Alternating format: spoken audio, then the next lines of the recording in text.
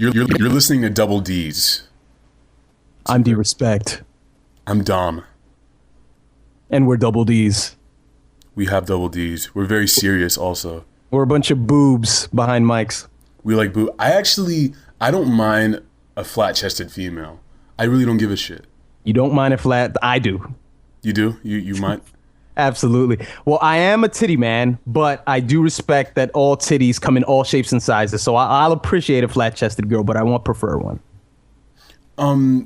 So like we were talking about earlier, I used to be a big Japanese anime fan. I would consider myself just a liker of anime if I watch it now. But I was in high school. There's some I think a lot of kids go through this. Maybe a lot of I don't know how to put this. It was kind of a weird phase I was going through. It was like I'm the child of immigrants. I'm Haitian, and I think that a lot of first generation Americans sort of go through a period where they kind of feel like their heritage is annoying or sort of like it's so weird to them, and they kind of want to experience something different. Absolutely. Yeah. So I think for me, it was like the whole Japanese shit I sort of like latched onto for a good 6-7 years or something. I took Japanese in high school 4 years. I was reading so much manga and watching anime and stuff. I learned a lot. But what stopped you from getting involved with, say, American animation and not Japanese? I was watching it too at the time. Oh, that too? Okay. But you're saying what stopped me from watching it as much? Right. No, because you said, you kind of got away from the heritage of your parents, from the Haitian upbringing. Yeah. But why Japan animation and not American-based animation? I think maybe it was like the fact that it's exotic. Like you don't know any Japanese people. It sounds completely different. It's it's also kind of grandiose. I mean, everyone's watched Dragon Ball Z. It's insane. It's like I was reading somewhere about like how sort of culturally the Japanese sort of like mask their emotions a lot. Like they're not as expressive, I think, socially as we are from day-to-day life. You guys can correct me on this if you want. Well, they're not as expressive because their eyes are very small. Oh, gee, yeah, okay. I went there. If there are any Asian listeners out there, I will not apologize. Continue. So you guys who watch anime and read manga, just think about how emotions are expressed in these stories.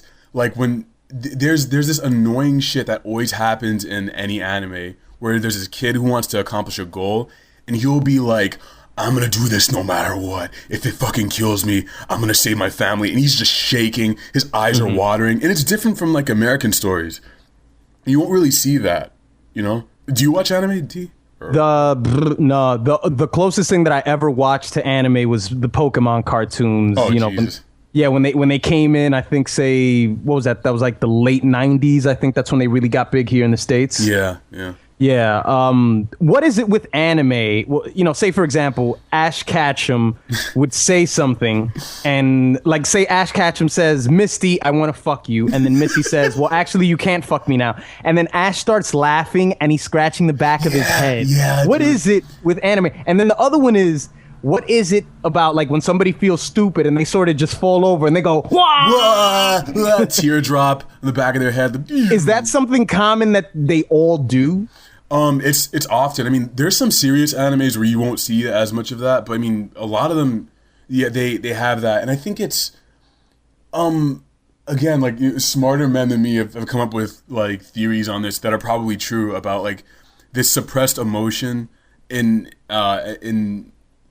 casual social settings. So it's like when they create stories, things are very much exaggerated, so you know how characters are feeling. Okay. And this is some crazy stuff when you think about it. Like, if someone's horny, they're, like, incredibly horny. Like, if they're sad or depressed, they're, like, really, really depressed. I think, So it's a parody of emotion, basically. I don't know if it's a parody so much as it's an exaggeration to make it understandable. I think that there's little subtlety. I could be totally wrong. I mean, Well, it's all on how you see it. I mean, I guess there is no right or wrong. Yeah, I mean, I think looking at sort of Western stories, I think they're a lot more subtle with emotions, or like someone will be, like if someone really wanted to accomplish a goal, he wouldn't be like screaming and like shaking and all that shit.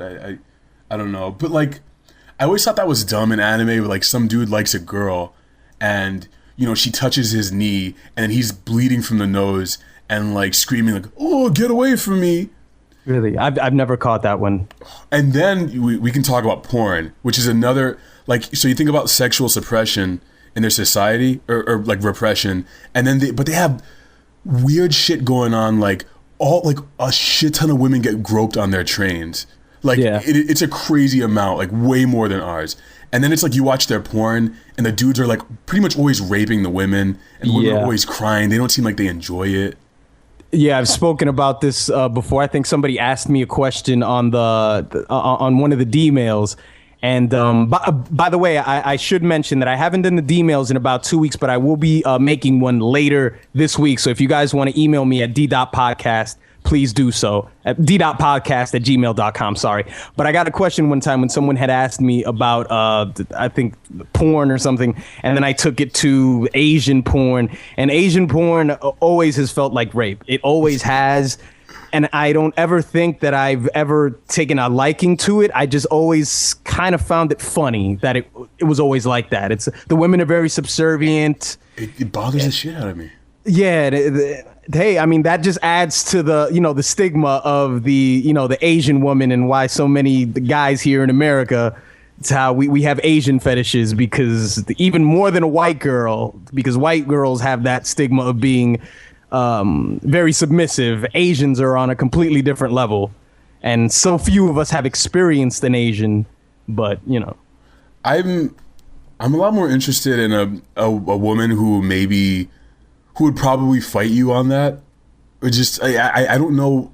I don't get the appeal in this woman who's like laying there and just whimpering, and like you're pretty much doing whatever you want. Like I don't get it. It's just. I mean, maybe one of you guys can describe it if you're one of you perverts out there consistently watch this. I know some of my friends are into the Japanese porn and stuff. I don't know. European porn is weird as well.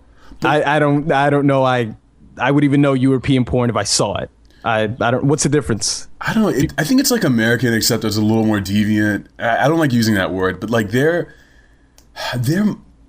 more like, I think it's a lot rougher for both of the parties involved. If you're talking about heterosexual or whatever, they're like, I think they're a lot more aggressive and sort of willing to do crazy shit. Like, I don't know. Every time I've seen like a really weird porn clip, it's usually European or Asian. I don't know. But anyway, back to a nicer topic. So you're a first. No. What were you gonna say? You're a first generation American. Have you? I was talking about like sort of seeing your culture as sort of boring, or like you want to experience something else. Like, did you ever struggle with that? Yeah, I struggled with it a lot when I was younger. The first thing the only thing really within my culture that I've never liked and never will like is the music. I don't like salsa music. I don't like bachata. I don't like shit. I'm sorry, you guys. I don't, man. And even worse, when it comes to reggaeton. You like reggaeton? No, I never. I don't like it either. Dembow, all that crap. I never liked it, and I think I know why. And this is a silly, trivial thing that I say sometimes, but I think this might be at the root of the problem why I hate it so much, because I have memories of being at family parties when I was younger, and say I would be sleeping on my mother's lap, sitting on the couch, and I'm like, Mom, I want to go home. All I'm hearing is the Spanish music in the background. Man. Mom, I want to go home, and my mother keeps telling me, don't worry, we're gonna go home in just a second. Oh, it's a lie. Total lie. And all I could hear is, I have my ear on my mother's lap. So obviously when you put your ear on somebody's lap, you can hear the echo of their voice. Yeah. Along with the music. So all I hear is my mother laughing and screaming, and the Spanish music in the background. And that was how most of those family parties wrapped up for me. That's how they always ended. They would always start with me going to a room and playing video games. But eventually, you turn into a mama's boy and you're like, Mom, I want to go home. and the Spanish music was always pumping. And to this day, I can't stand to be in a Spanish club. Oh man, I can't take it. I get anxiety, like I Really? get high anxiety, and I can't do it. But what about the fact that, I mean, like, you take something like bachata and like the formula is so there's such a strong formula to it, and it really, to me, I know the words change and all that stuff, but like the bass line, all that shit, it's the same, man. I don't know how. There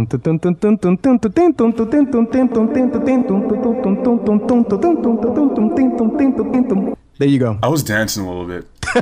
You know, I guess the El Salvadorians, like, it's like dun, dun, dun, dun, dun, dun, dun, dun. It's that bass. Yeah, that's the more bassy one. Yeah, that's the one. I guess people play that in this area. I'm from Maryland, and yeah, that's the one you hear in everyone's car. Like their car is rumbling with that bass, and I don't know. You know what I've hated most about it? Say, you take someone who's in the Olympics and they've got to do the floor gymnastics, and everyone has to execute the same moves, but it's all about who can execute them better. Yeah. So when I listen to Spanish music, I always saw it as the same thing. Everyone would basically use the same template, the same format, and it was all about who could make it sound better, I guess, because there are artists that are legendary. I don't know who the fuck they are, but everybody has to follow the same rules. And I guess if you do anything outside of that, it's not real bachata music.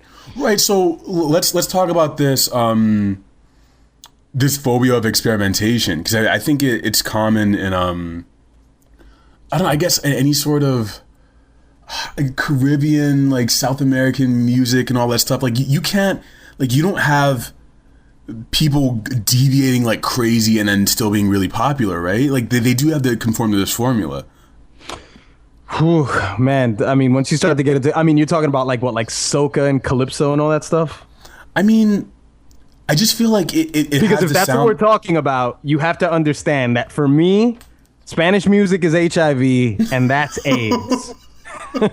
That's like so. I'm terrified of that stuff.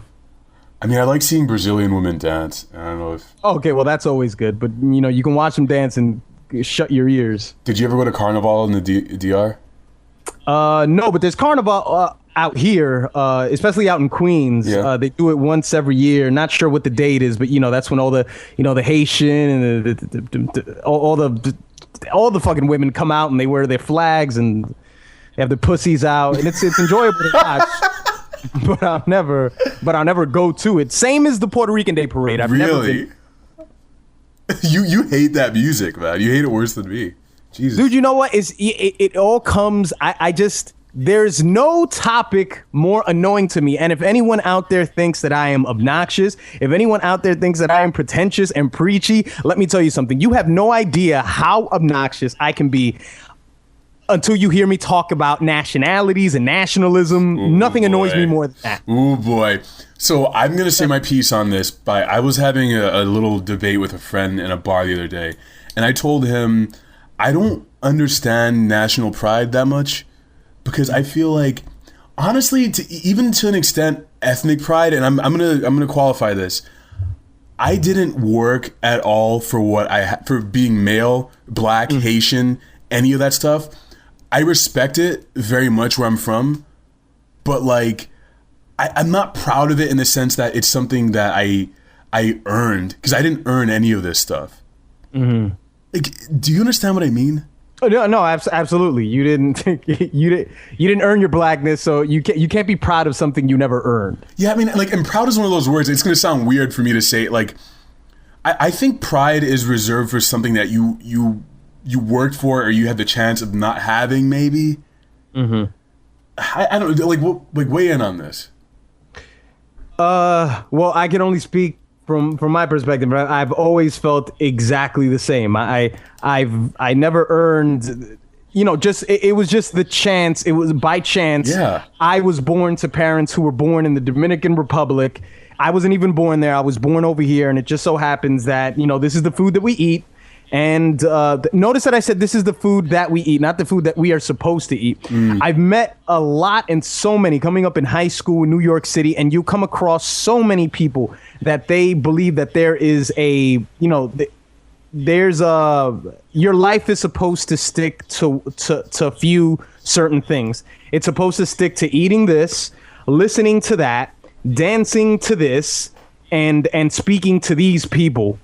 And that's what made me really get annoyed with like really nationalistic Dominicans in my high school. Not Dominicans as a whole, because I've met people that are just as awesome, and they're prideful, but they're not overbearing with it. Yeah. But I met a lot of people who didn't like the fact that I had friends that weren't Dominican, and they would come to me and they say, "What the fuck are you doing with that? Such and such." So, I mean, that along with the story that I told you about my mother. I don't know. It's going to take a miracle for me to take a liking to Spanish music and to nationalism in my second life. Maybe if it was like some Zoe Saldana goddess singing it to you. Is she Dominican? Zoe Saldana? No, man. I think she's Puerto Rican and black. I think she is Dominican and black. I believe so. All right. Her late father was Dominican and her mother is Puerto Rican. Oh, Dominican and Puerto Rican? Yeah. Oh, she's lovely is what she is. Have you seen Star Trek? No, I didn't. The new one. Yes, we can't talk about this shit now. You saw it? Yeah, she was good. Well, I saw Iron Man. What'd you think? Iron Man was good. Didn't love the 3D, but I liked it. 3D? The movie... Huh? 3D's a fucking gimmick. They just want $4 from you. Yeah. There's rarely been a movie where I felt that 3D enhanced the experience for me. I think Avatar was obviously one of them. Yeah. And I think there was one horror flick. Can't remember what it is. I think it was My Bloody Valentine. For some reason, I went to see that 3D, and I think that made the experience better. But overall, 3D, it just makes everything darker. And every now and then, they reach out and they touch you. they grab your dick. Yeah, they give you the reach around every now and then. Rusty trombone. Yeah. You know what looks really bad is Peoples. Is what? Peoples, that movie People. Tyler Perry with Tyler, right? Craig Robinson. Yeah. It's like Kerry Washington. Is that same fucking movie? Like, oh hey, I'm gonna meet my wife's family. Oh, they're crazy. Yeah, I'm the straight man. Like what? Yeah, what is this? I like Craig Robinson. I really do. I'm a huge Office fan. The Office was just ended last week. We'll talk about that too. Yeah. You're an Office fan too? Yeah. Okay, good, great. So I love Craig Robinson, Kerry Washington. She's fucking beautiful. And David Alan Grier, actually, I've always felt that David Alan Grier, if there are any Martin fans out there, David Alan Grier was always the best cameo on Martin as Leon Lonnie Love. To me, he was always the best. Fuck Brother Man, fuck Hustle Man. It gets no better than David Alan Grier. Mercy, does thou tempt me? Awesome. I think he's kind of underrated. I wish that he got more success. You ever listen to Loveline back in the day? Don't know what that is. Adam Carolla and Dr. Drew used to do this. Oh, okay. That show was amazing. Dude would call in like, "Hey man, my dick is green." Like, what is it? And they're like, "Dude, you got to see a doctor." And he's like, "I know. I just want to know, like, And so David Alan Grier would call in the show? No, he would be there as a guest.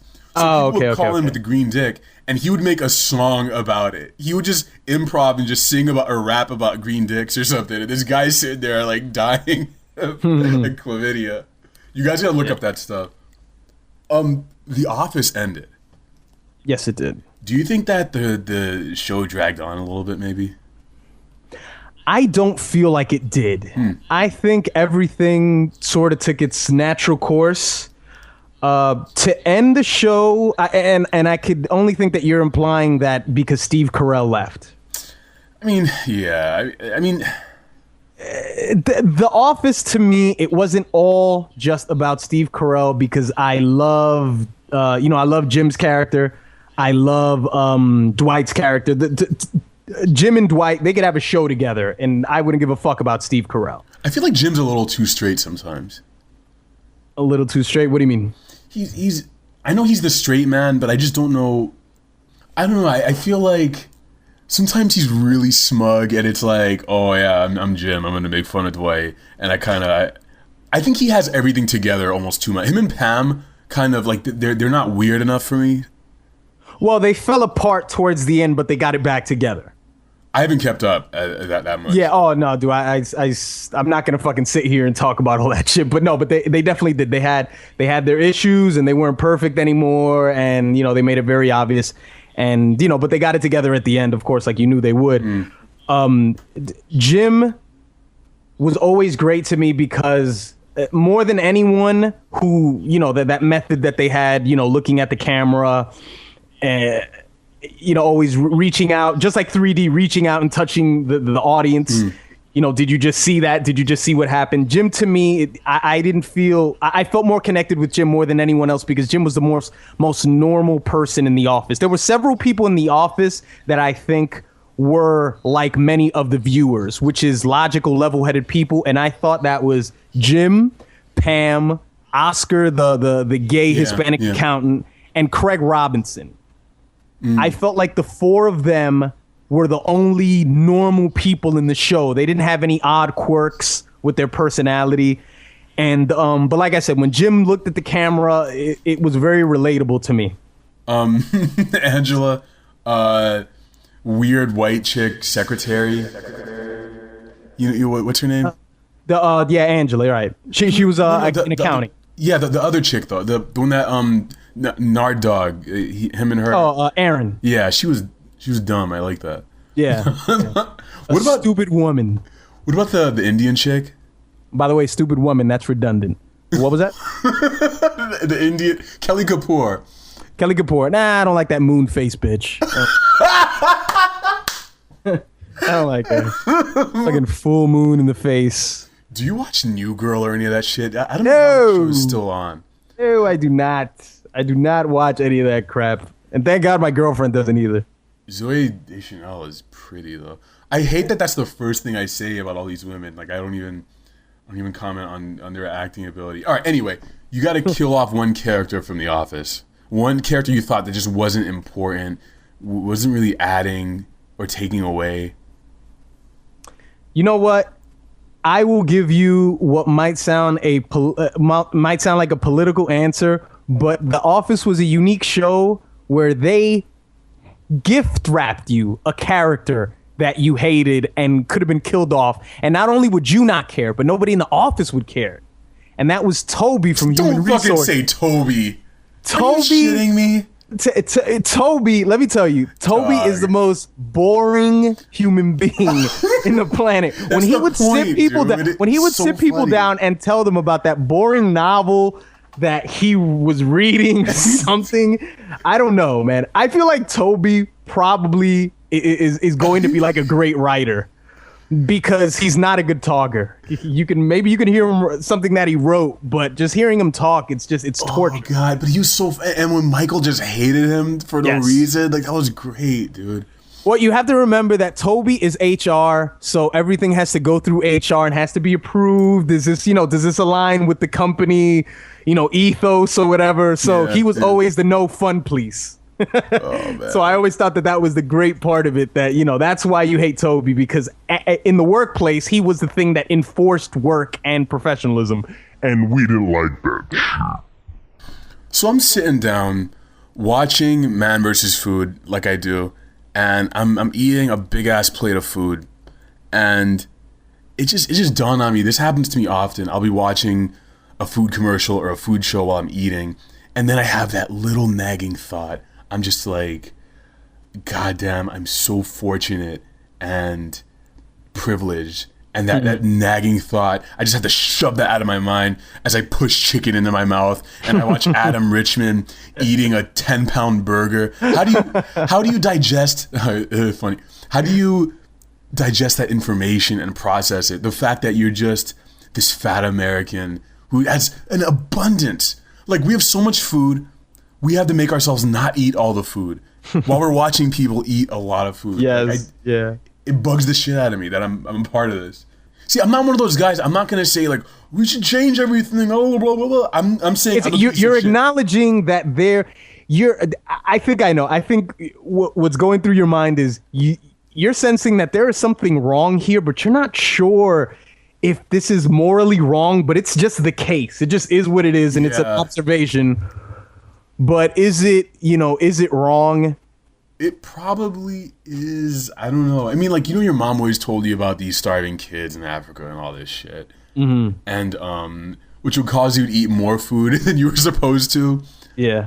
And I don't know if your parents grew up with a lot of resources, but like, my family was kind of poor. I mean, by Haitian standards, they were middle class, but like by American standards, they were poor and like didn't eat that often. So it's kind of like. Can I ask you a question? Yeah, go ahead. Sorry if I offend you with this, but do one of your parents have like that real Haitian accent? And let me do it. Allow me to do it. Please. Dominic, why you? What is it about them when they ask why? Haitians are philosophers. They always ask why with so much fucking moxie. They go, why you? I had a Haitian English teacher in high school, and he used to be like, he was very self-deprecating. He was like, are you ashamed of your ugly black Haitian teacher? What? Are you ashamed? Are you ashamed of me? And that was sort of his way to make you comfortable, I guess. And it wouldn't work because I'm terrible at math. But anyway. Was he ugly? I don't fucking know, man. He was a dude. His name was Mr. Juashem. Mr. Juashem. I wish I was in contact with more Haitians. There aren't enough in this area. The food thing. Do you watch Bizarre Foods? I was always in and out of the show. But yeah, pretty much. I've seen a lot of episodes of it. I've seen it enough to know and to be perplexed of the fact that he has eaten all these fucking crazy foods, and for some reason he is disgusted over eating walnuts. Really? Yeah, walnuts for some reason is something that he can't bear. I heard that he was homeless for a while. I always thought that he was kind of gay. If he's not gay, he's thought about like eating a dick at some point. That's the next delicacy he's gonna try. Would you watch that show, Andrew Zimmern Samples Dicks? Let me tell you something. That's like, hold on. I mean, you know what? I never heard of him being homeless, but now thinking of him eating all this food, it absolutely makes sense. Yeah, that he's like a bottom feeder. He's like, it's not that bad at all, Right? The taste. Well, who should know? You should know. Dude, are you fucking kidding me? He was homeless? Wow. I mean, let's research this right now. Let's go to the internet. I'm going right now to Wikipedia. Was it Andrew Zimmern? Yeah, Zimmern. Zimmern, okay. Oh, dude, in his Wikipedia page, he's next to a dude. What is this? Is it his boyfriend? I think he has a wife. All right, he was born and raised in New York City to a Jewish family or whatever, culinary training. Mm-hmm. All right. Oh, shit. Wow. Owing to severe drug and alcohol addiction, Zimmern was homeless for about 1 year. During this period, he survived by stealing purses from cafes and selling the contents. Whoa.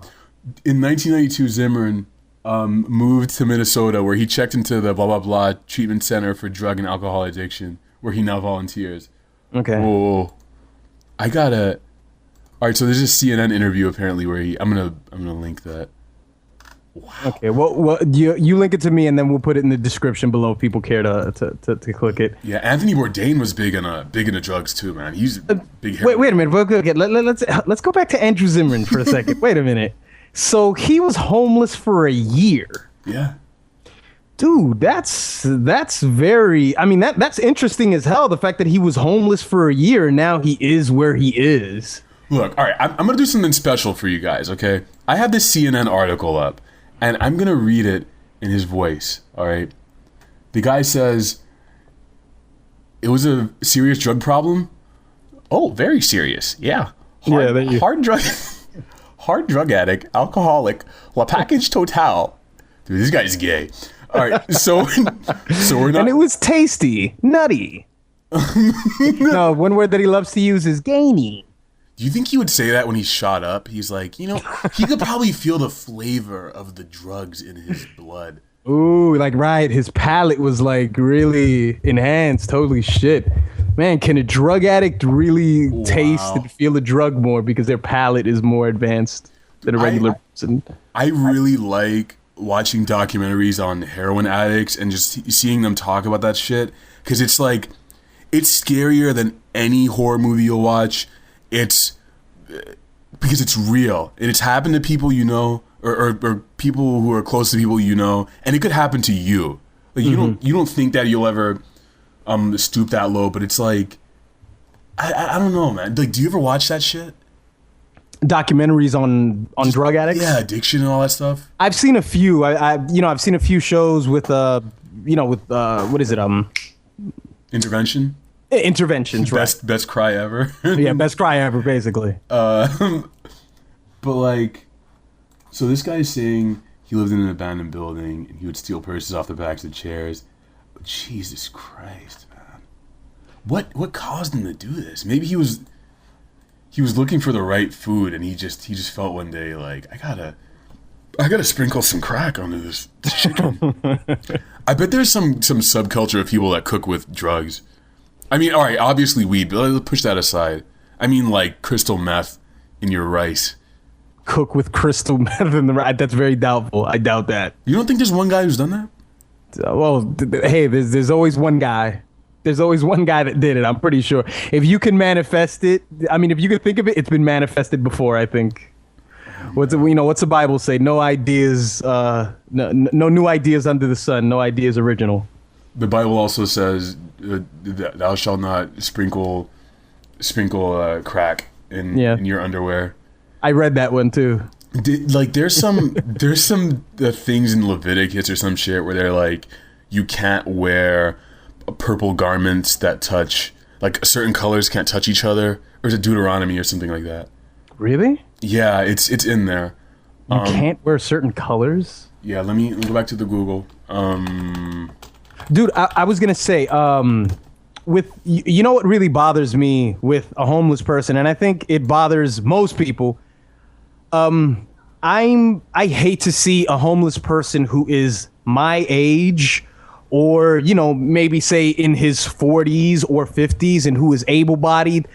And I don't give a fuck how much fucking self-pity you walk around with. There's no reason why you should be starving right now. And it bothers me, and I rarely give my money to homeless people who look able. If it's somebody who's handicapped, then what was that? You're one of those guys. Yeah, I'm one of those guys, man. I don't like that. There's no reason why you can't go to like a local supermarket and ask somebody, hey, look, let me sweep up this floor here, and the guy will give you $10 or something like that. Maybe he'll give you like an apple and tell you to get the fuck out of his face or something. There's you can feed yourself somehow. There's where there's a will, there's a way, Dominic. Look, I don't like it either, but I think you guys are gonna think I'm corny for this. Like, you have jeez, I'm flip-flopping. Sometimes I guess you have to take mental illness into account. Like, what if the dude is nuts? Like, then he looks physically able, but mentally he's just not there. That's a very good point. If he's nuts, then, hey, nuts to what extent? I mean, if you're crazy, you should have the basic tools to know that I have to feed myself. I mean, someone who, I can argue that someone who has the intelligence to get on a train and know that he has to get on the train in order to feed himself, he has to get money. And he's smart enough to know that he can go to work and get it himself. Now, if there's someone who's sitting around and he's got his hand out and he's lying in a puddle of his own piss and shit, then maybe he's crazy guy. Because he hasn't told himself like, hey, maybe I should get on the train and panhandle. But if he's getting on the train and he's got a story, you wrote a sign. I have to apologize because I've been very angry. No, please go. This is good. Keep going. I've been very angry. But you've got a fucking sign that you wrote. You took time to write it, and some of you even take time to write humorous notes. I mean, you look. I can appreciate your creativity. Blah blah blah. But do something. feed yourself somehow, kill someone, and rob. Look at what Andrew Zimmern did. He didn't say he got chump change here and there because he, swept up a barber shop or some shit. He stole purses. He understood that he had to feed himself.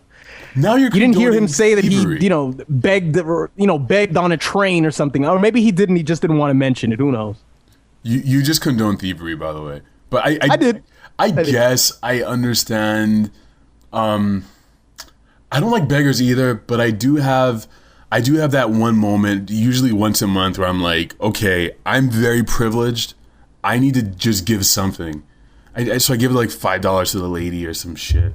Mm-hmm. But like that, you know what bothers me the most though is the type of beggar that bothers me the most is the woman who has a kid.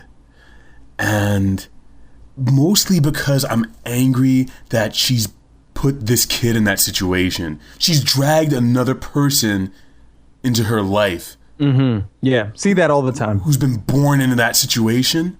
Right. When I was in Belgium last summer, amazing trip, by the way. So did you see Jean-Claude Van Damme? No, I didn't. He used to be fucking awesome, man. Was he awesome, or was he just kind of, or am I just thinking that because I was a kid and he could kick people? Anyone who could kick a guy was cool to me. Yeah, was right. He got this approval from you, but go ahead. All right, so I'm sitting there drawing, and I've never met a gypsy. I'd never met a gypsy until this point, and they suck. These people are like, they're like beggars, but they'll get into your face and just talk to you and no respect, just like grabbing your clothes and like yanking it and shit. And like, so I'm sitting there drawing, right? As I usually do in public. And this kid walks up to me and he's like, donnez-moi, he's talking in French. He's like, give me a quarter, like, give me something. And I'm like, dude, no. And so he hears my accent. And he's like, oh, dude, I can do this. And his mother comes by. She's like, please. And I'm like, God. Fuck you. And I try to ignore them. I stay quiet for a good minute. They just keep going. And it's embarrassing to me because people will see me sitting there being badgered by them. So I give them €1, which is like the equivalent of like 150. And then they're like, oh, thank you. And they walk away. And then they come back 5 minutes later with another woman. And they start asking me for more money. The kid asked me for my eraser. And he asked me for a pencil. And I'm like, you fucks. Like, what is this shit, man? Anyway, so I'm mad at them for begging at me. And I'm mad at them for, like, bringing a kid into the world. But I guess they don't know any better, do they? They just fuck, and that's what. Under those circumstances, and still bringing a child into this world. When I'm at work, what I've told people, I collect money for TV services or whatever. Yeah. So I go from room to room and I get money from people. So sometimes when I'm in the maternity ward, I see families that don't have any money, and it pisses me off. Because a lot of times I'll walk into the room and I'll say, hey, would you like these services? And to rent the TV for a day is $6. Okay. Now that can add up. But normally in the maternity ward, you're not there for more than 4 days. So that's nothing. So a lot of times what will happen is the father will be there and he'll ask her, hey, do you want TV? And more often than not, she will say yes. And a lot of times I'll get guys that they're really thinking about it. They're like, fuck, like it's taking a toll on my pocket right now that I have to pay this guy $6. And I'm like, dude, if you have to think about the fact that you have to hand over $6 to me, if it's going to break your bank, then maybe you shouldn't have had a fucking kid. And it's extremely judgmental of me to say this, but fuck that, man. I have a stake in this. Like I pay taxes. Okay. Right. If these children end up being, under the state, then I take that burden just like all of us other working people do, and it's annoying that the people like this exist. Let me ask you a question, Dominic. I wanted to ask you. You were talking about charity. How do you feel about say when you walk into McDonald's, and obviously what you have a lot now is McDonald's, which is like the poster boy for capitalism. And a lot of times when you walk into a McDonald's or a Starbucks, they'll have the donations on the side, so you have, certain aspects of socialism, just embedded in the whole capitalistic idea. do you think that people donate money? Do you think that makes them accept the way of the world? You know, the way that you're watching a overweight man killing himself on TV while you're eating food that probably isn't good for you. You understand what I'm saying? Like, does that make people accept it more because they feel better about themselves when they donate to a charity at the register? I'm going to take this to another level and say that my opinion is that most people who go to McDonald's aren't thinking, I don't think they feel bad. Mm-hmm. I kind of do when I go to McDonald's, but like most people who go there aren't thinking that. I mean, I think that's you because you're educated and intelligent and you have that guilt because of it. But like, I feel like if they donate money, they just feel good about it. But I don't think they felt bad in the first place, you know? Maybe I didn't. Maybe the question I didn't word it good enough. I mean, just the question that I'm asking, and it probably might be maybe it's unanswerable. But does it, as far as the collective goes, the fact that we have charities and we have commercials that say, you know, McDonald's is donating to such and such and such and such. You know, people watch it on TV and they're like, well, you know, that's good. You know, you can't really argue against them because, you know, well, all these proceeds, you know, the proceeds to this go to, you know, to the Sandy victims or whatever. You know, is that a circle jerk or is it McDonald's actually using their power and their influence for some good? Wow, that's deep, dude. I think it's a combination of both. That's going to be I think the answer that will probably make most sense for me because I think they're a corporation, okay? How much can they really care? Like, because they want to make money. Mm-hmm. Like what? And if they really, really cared, like they would donate way more money to these people who I guess are their constituents. I don't know if that's the word. Their patrons. I think they would give a lot more. And I don't know. I feel sort of bad saying that because I mean I'm not donating as much as they are. Mm-hmm. So, but I mean, and you get something like Starbucks, and now with Starbucks, I can genuinely say it's part of their aesthetic. It's a different customer. Yeah. Yeah. But that, like, those guys, they like, you have the free trade sticker on the coffee and they want to feel like, you know, like me, I'm contributing to something bigger than me. Right. You know? Right. With McDonald's though, I mean, I guess they have to donate, don't they? What if they didn't do it at all? If there was no charity work involved, people would probably bitch about it, wouldn't they? Mm-hmm. To me, it's just there is a difference. You're right. There is a difference with the Starbucks and there is a difference with McDonald's. Not that they don't have the same overlapping customers, because I'm sure there is. It overlaps a bit, I guess. But Starbucks is expensive, dude. It is. And then again, if you go to McDonald's and you want a burger and fries, I mean, that should be like $9 or something like that. I was like, what? I'm gonna sound old as hell. When I was younger, McDonald's was just $5, and you know, but you know, like prices will rise. And if you get a double cheeseburger, however, and small fries, you're only paying like $2.50, my friend. Mm. That dollar menu. What was that?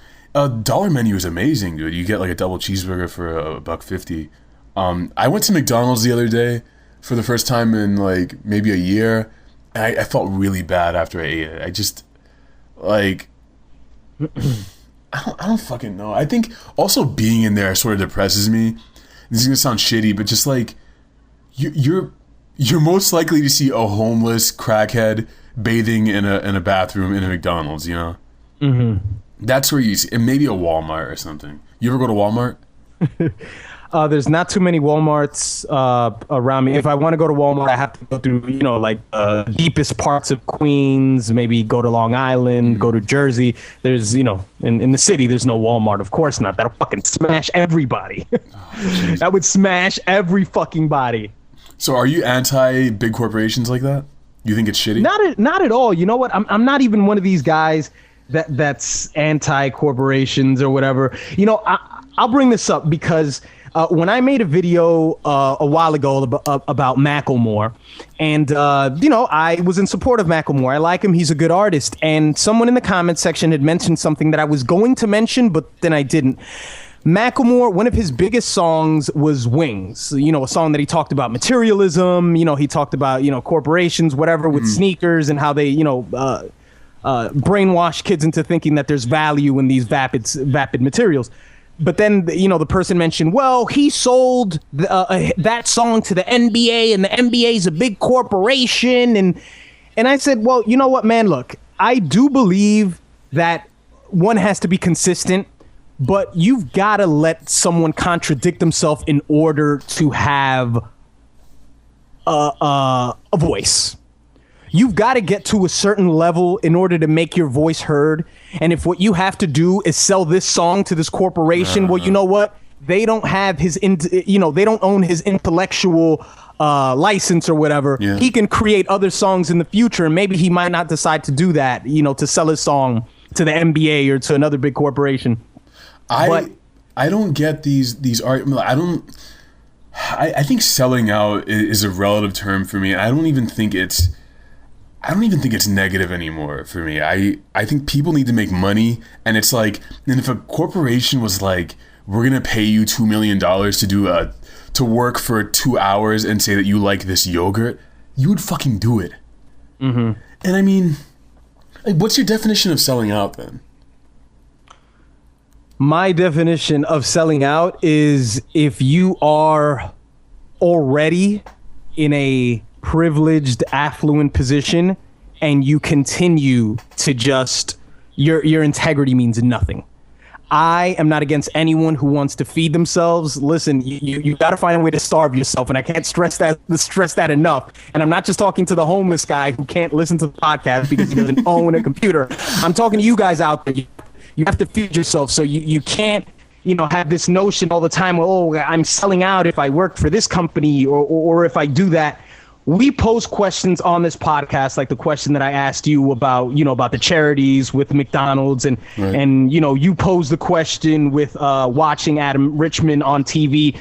And we're not posing these questions because there's something wrong. We're posing these questions because we want to ask questions. You know, I believe that there's somebody out there who is smarter than me that can answer these questions. You know, that's why I conjure these things up. But it's not because they're wrong. I truly believe that selling out is when you are in a privileged position already, and I mean, I wish I could use somebody as an example. J-Lo? I mean, I'm not even trying to be funny. I'm like, yeah, where does she fit in? Where does she fit use in your imagination, I guess, but that's what I believe truly selling out is, especially when you're a brand already, like someone like J-Lo, and if, you know, her integrity just means nothing and she's willing to like do anything for $1, then you are now a sellout because you're fine already. You don't have to make those compromises anymore. But it seems to me like humans can become comfortable with any amount of money. And actually, no, they're never comfortable with money. I feel like they just, you can want an infinite amount. You can want everything, and that won't be enough for you. Mm-hmm. Like, how much money do you want? Like, do you think about this? Like, how much do you want to earn a year? Never, man. I don't know. I earn so little money now that, you know, just the thought of like, say, earning $100K a year, which isn't that crazy, is like, that's another universe for me. I never really think in terms of that because, and this is going to sound corny, but that's just not how I build my value. That's never going to be my value. It's not money. Mentally, I don't. I mean, you could say that the fact that I never think of it is why I should never preoccupy myself with it, because it's just not me, and I'm never going to work within a corporation where the dollar is the first order of business and it's what has to be done, because that's just not the way I'm wired. And, you know, there are people that they can look the other way and they can, you know, steam forward ahead and make their money, and that's fine. You know, they're serving their purpose. Everyone serves their purpose. I don't look at somebody like, say, an investment banker. I mean, we could sit here and say a lot of things about somebody who's an investment banker and they fuck people over and, you know, they make people lose their fucking homes and they don't give a shit. But at the same time, you know, they're trying to feed themselves. It's very tough to earn $1 in this world, man. It really is. And you guys out there won't understand that until you are a fully grown adult and you're living on your own. Yeah. You know, it's very tough to do. People would love, Dominic, people would love it if I said, yeah, I fucking hate it. Like, yeah, you know, people love it when you're, when you're a malcontent of society, when you hate the whole fabric of society. Yeah, true. And to me, that's sort of a mind fuck, because a while ago, I think I told you a story about a guy on the train who was bitching about society. He was bitching about capitalism. He was bitching about all this stuff. And then by the end of the train ride, he was looking into his iPad. Yeah. And I'm like, dude, you are so fucking lost right now. Like, you might as well go to the Westboro Baptist Church and, like, you would get along perfectly with them because they're just as lost as you are. My thought that I want to add is I want enough money so that I don't have to wake up every day and wake up at 5:30 every morning and go to a job where I don't do anything creative. And I want enough money so that I can say that I'm taking a trip to another country and I'm not worried about how much money I'm going to spend there. Like, I'm not going to spend a lot of money, but like, I want to be able to say, hey, I want to go to Ethiopia or some shit and just go. I don't know. Right. Is that unreasonable? All right. What's your thought?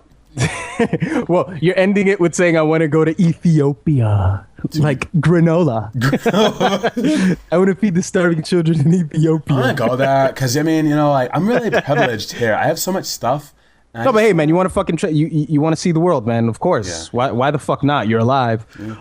Well, another thing that I want to add is what you slowly begin to realize as you become an adult is that we're all just playing a fucking game. You know, that's all we're doing. You know, when you sit down with a waiter and the waiter says, you know, how may I help you? What would you like? We have the wines. And, you know, we're sitting there and we're just playing a game with each other because we're just fucking trying to fucking get paid. So I just don't take the game too seriously. So I don't hold people's job titles against them. Yeah. You know, it is what it is. You just don't take it too seriously. All right, you guys, thanks a lot for listening. Like I said, my podcast, or I guess my show is called Dom Sketchcast. I draw and talk about shit, and I interview interesting people, like genuinely interesting people. So go look at it. Bam. Genuinely interesting people. And, well, you got to tell them because I always put it in the description below, but maybe you got to spell it out to people. Spell out your YouTube handle. All right, you fucks. It's youtube.com/generaldom, GENERALDOM. Please go there and say hi. There you go. Thank you for listening to another installment of Double D's. We'll be back next week, bitches. See ya.